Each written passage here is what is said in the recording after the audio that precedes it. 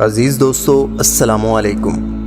حضرت سعید بن مسیب رضی اللہ تعالیٰ عنہ حضرت ابو ہریرہ رضی اللہ تعالیٰ عنہ کی روایت کی بنیاد پر نقل کرتے ہیں کہ حضور اکرم صلی اللہ علیہ وآلہ وسلم نے فرمایا، میں جو ام القلم کے ساتھ بھیجا گیا ہوں، یعنی میرے مختصر سے جملے میں وسیع و عریض معنی پوشیدہ ہیں اور دشمنوں پر میرا رعب قائم رہتا ہے۔ اس وقت کہ جب میں سویا ہوا تھا، میں نے دیکھا کہ دنیا کے خزانوں کی چابیاں میرے ہاتھوں پر رکھی گئی ہیں۔ حضرت ابو ہریرہ رضی اللہ تعالیٰ عنہ نے اس روایت کے آخر میں اضافہ کرتے ہوئے کہا کہ اب اللہ کے نبی صلی اللہ علیہ وآلہ وسلم اس دنیا سے رخصت ہو چکے ہیں اور تم لوگ ان خزانوں کو استعمال بھی کر رہے ہو اور انہیں تلاش بھی کر رہے ہو۔ قرآن و حدیث سے یہ بات بالکل واضح ہے کہ قیامت سے پہلے اسلام ساری زمین پر با اقتدار اور دین کے کل مفہوم میں سامنے آ کر چھا جائے گا۔ صورتحال یکسر الٹ جائے گی اور سرمایہ دارانہ نظام کو واشنگٹن یعنی وائٹ ہاؤس میں اور جمہوریت کو یورپ میں کوئی پناہ نہ مل سکے گی۔ یہ دونوں نظام دور جاہلیت کے طاغوت کی طرح مٹ جائیں گے اور توحید کے پرچم تلے سمٹ آئیں گے۔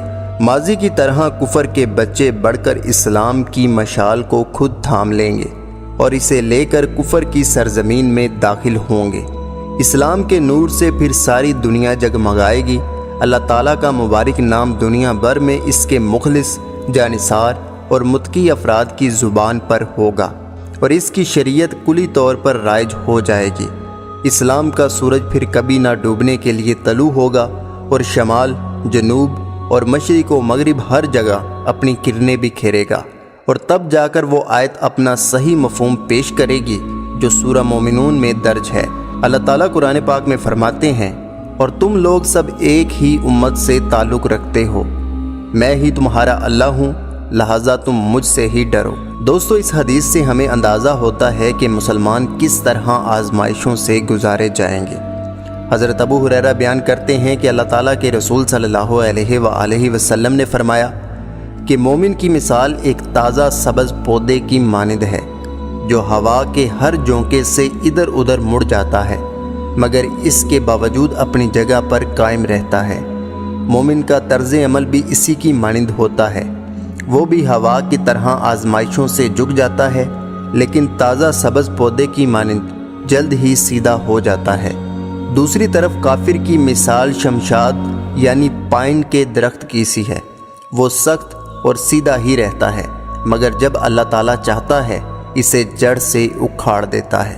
دوستو، یہاں پر میں کچھ پیغام اللہ کے رسول صلی اللہ علیہ وآلہ وسلم کا آپ تک پہنچانا چاہوں گا جو انہوں نے ہمارے لیے آج کے دور کے مطابق دیا ہے۔ یہ پیغام ہمارے لیے اندھیرے میں روشنی کا کام کرے گا، کیونکہ آج کے ظلم اور فتنے کو دیکھ کے مسلمان اپنے رب سے دور ہوتا چلا جا رہا ہے۔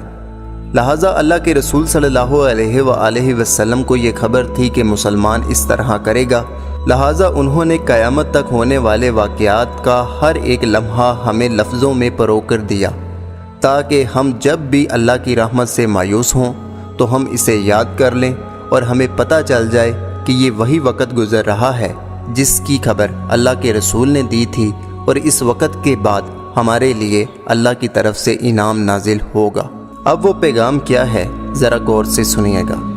اللہ کے رسول صلی اللہ علیہ وآلہ وسلم کے مطابق آپ کو یقیناً آزمائشوں سے دوچار کیا جائے گا، آپ کے مالوں کے ذریعے، آپ کی جائیدادوں کے ذریعے، آپ کی زندگیوں کے ذریعے، اور صحیفے دیے جانے والی پہلی قوموں یعنی یہودیوں اور عیسائیوں کی جانب سے آپ کو دکھ دینے والی خبریں ملیں گی، اور ایسی ہی خبریں آپ کو مشرکوں کی جانب سے بھی سننے کو ملیں گی۔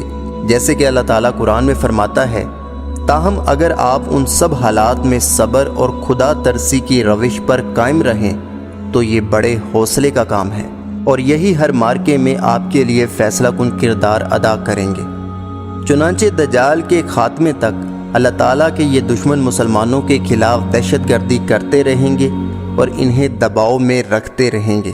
یہ قابل رحم صورتحال مسلمانوں کے ساتھ تیسرے دور یعنی دور خلافت کے خاتمے کے وقت سے ہی جاری ہے۔ اس کے بعد اس دنیا پر اسلام کی حکمرانی کا دور واپس آ جائے گا۔ بہرحال ان دنوں کے آنے سے پہلے تک موجودہ جبر والے دور سے گزرنے کی وجہ سے ایک طرف تو مومنوں کو زبردست چیلنجوں کا سامنا کرنا پڑے گا۔ اب کچھ باتیں ہیں جن کو آپ کو دل کی تختی پہ لکھ لینا ہے۔ وہ یہ ہے کہ معصوم مسلم مرد، عورتیں اور بچے ہلاک کیے جائیں گے، اور پھر بھی ہمیں قاتل اور بربریت پسند کہا جائے گا۔ اس طرح مسلمانوں کے قتل عام کو جائز قرار دیا جائے گا، مسلمانوں کو دبایا جائے گا اور ان کے خلاف سازشیں کی جائیں گی، اور پھر بھی ہمیں دہشت گرد کہہ کر پکارا جائے گا۔ اس طرح دہشت گردی اور ظلم و ستم عالمی ثقافت کا حصہ بن جائیں گے۔ تمام مسلمان مشکوک کہلائیں گے، اور جو لوگ ان سے اظہار ہمدردی کریں گے وہ ہدف سمجھے جائیں گے۔ اس کے علاوہ جو لوگ عملی مسلمان ہوں گے وہ سیدھے سیدھے دہشت گرد کہلائیں گے۔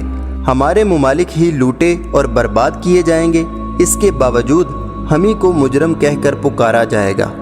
بعض مسلم ممالک شدید سختیوں سے دوچار کیے جائیں گے، اور اقتصادی پابندیوں کے نام سے ان کا گھراؤ کیا جائے گا۔ اللہ تعالیٰ کے دشمن مسلم ممالک کی دولت اور وسائل پر قبضہ کر کے انہیں خود مسلم ممالک کے خلاف استعمال کریں گے۔ مسلمانوں کو دبانے کی خاطر کئی بار غزوہ خندق جیسی صورتحال پیدا کی جائے گی۔ منافقین اللہ تعالیٰ کے دشمنوں کے ساتھ مل کر ان کی مدد کریں گے اور مومنوں کے خلاف غلط بیانیوں کا سہارا لیں گے۔ مسلمانوں کی اکثریت بے بسی کے ساتھ بس اتنا ہی کہہ سکے گی کہ ہم کیا کریں، ہم تو کچھ بھی نہیں کر سکتے، جیسا کہ دوستو آج ہمارے ساتھ ہو رہا ہے۔ لیکن یہ مشکل وقت ہے اور اسی میں ہمیں ثابت قدم رہنے کا حکم دیا گیا ہے۔ ہر حال میں اللہ کا شکر ادا کریں، اچھے کی امید رکھیں اور اپنے ایمان پر قائم و دائم رہیں، نہ کہ یہ کہیں کہ اللہ ہمارے ساتھ ہی ایسا کیوں کرتا ہے۔ امید کرتا ہوں کہ یہ چھوٹی سی کوشش آپ کو پسند آئی ہوگی۔ ویڈیو پسند آئے تو ویڈیو کو لائک کریں، چینل کو سبسکرائب کرنا مت بھولیے گا۔ اللہ حافظ، اللہ نگہبان۔